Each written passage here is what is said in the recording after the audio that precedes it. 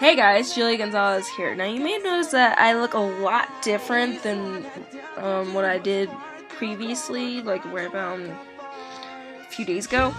But yeah, I just went to the hairstylist today and got my hair cut. So yeah, I do kind of like how it's turned out because it's all like spiky on the sides. So yeah, anyway, I'm gonna be moving on from that and talking about the top 6 games that I would like to see Markiplier try. Now, you guys may not agree with me, that's okay, but if you have games that you would like to see Markiplier try, list your top 6 down below and I will put the majority of you who vote for the certain ones. I will post those up, and then I will continue with more videos, of that as we go along. And if you have any new ones, again, post them down below, and I will get to them a little bit. So, anyway, moving on. Number 6 would be Tomb Raider. So, Tomb Raider is a game where this adventurous woman who wants to make a name out for herself out in the world gets into a shipwreck and is stranded on a deserted island. Well, quote-unquote deserted. She has to find a way to escape the island and survive. Now, this game, while it has a simple kind of plot to it, is actually really, really interesting in the ways of, while the island is supposed to be deserted, there are a few foes that you have to face and a few things that you have to gather. So, yeah, it's actually a really, really awesome game, and I do encourage Markiplier to try it. And in fact, I would like to see him play it and know his opinion on the game after he's finished the game. So, yeah, that's number 6. Next one. Number 5 would be CSI Hard Evidence. So anyway, CSI Hard Evidence is a game where you get to play as a detective of the CSI game. So, basically you get to work in the lab, you get to look at the crime scene, you get to make certain, You get to make certain viewpoints and you get to state certain statements about the crime scene, or you state certain viewpoints about the person you are interviewing. So yeah, and actually you do interview and bring in a few people where you have to interrogate them in order to find out which one of them is the perpetrator. So yeah, it's actually a really, really fun game. I've played it loads of times. It's one of my personal favorites. So yeah, Markiplier, just give it a go. So the next one on the list, which would be number 4, would be the Spiderwick Chronicles. It's a really, really good game, very, very similar to the movie. In fact, there are only a few variations, but it's really, really awesome. Seriously, try it. Now, the Spiderwick Chronicles, you basically get to play Jared, Mallory, Simon, and Thimbletak's life story, and you get to play each individual character at certain points in the game, but you mainly play as Jared because he's the main narrator in the story. So you get to battle goblins and otherworldly creatures, you get to discover fairies, you basically get to play the scenes in the movie and, control that outcome, and you get to explore. So it's a really, really awesome game. I highly recommend it.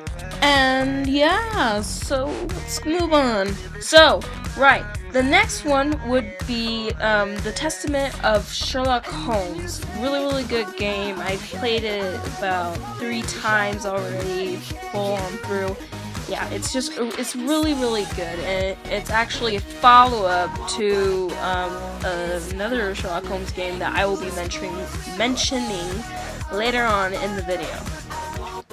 Right, so with the Testament of Sherlock Holmes, you would have to play it after the one that I will mention later on in the video, but you play as both John Watson and Sherlock Holmes at different time periods of the story. Watson is basically the narrator of the story, telling you how it went, and yeah, like, the game, it gets confusing at certain points of the game, which makes it all the better because, like, you think it's gonna turn out one way and it completely surprises you. So, yeah, it's a really, really good game. You're basically doing the same thing from CSI. Difference is that you don't work in a lab, really. You're basically solving the murders at the crime scene. So, yeah. And it really turns into a whole bigger issue, and you actually feel like you are the real detective in that time period trying to figure it out. And you actually get to assemble and disarm a bomb in the games to save a lot of civilians. So, yeah! And it's also a case for, solving the actual case.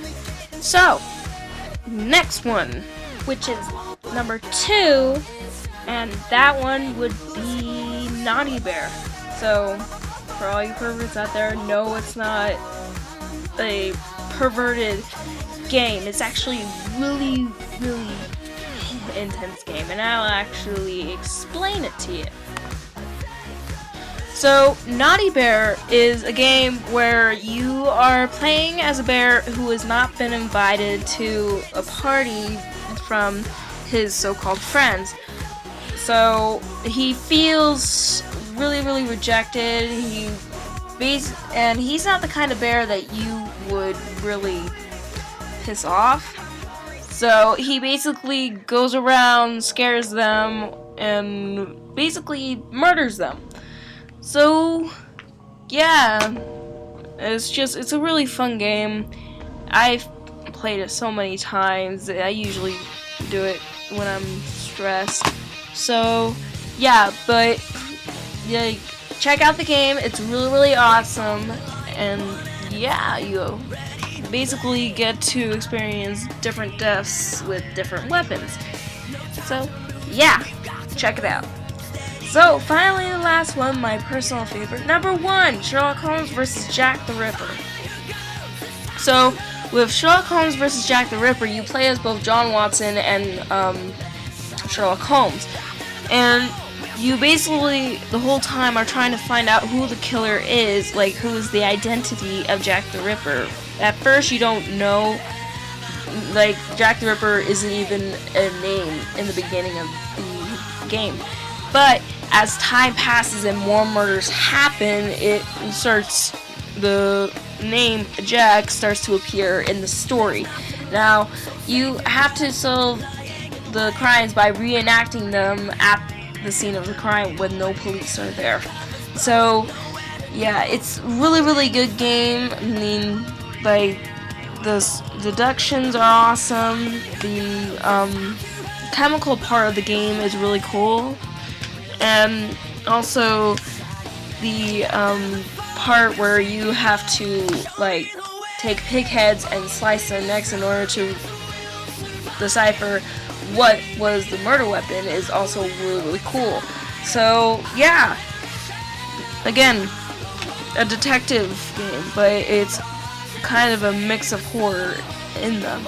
So, yeah, really, really good game, but I wouldn't put it in the ultra scary category, but it really is a really, really good horror game. So, yeah, try it out. And that basically sums up my top 6 games that I would like to see Markiplier play. So, yeah, as I mentioned before, if you have, like, games that you want to see Markiplier play, post them down in the comments below, and I will make another video about the games that you want him to try out. So, like, I'll throw in different ones each and every week. So, basically, yeah, that's my thing. So, yeah, like and subscribe if you enjoyed this and want to see more videos that you guys want to see Markiplier play, and I will see you in the next video. So, yeah, bye!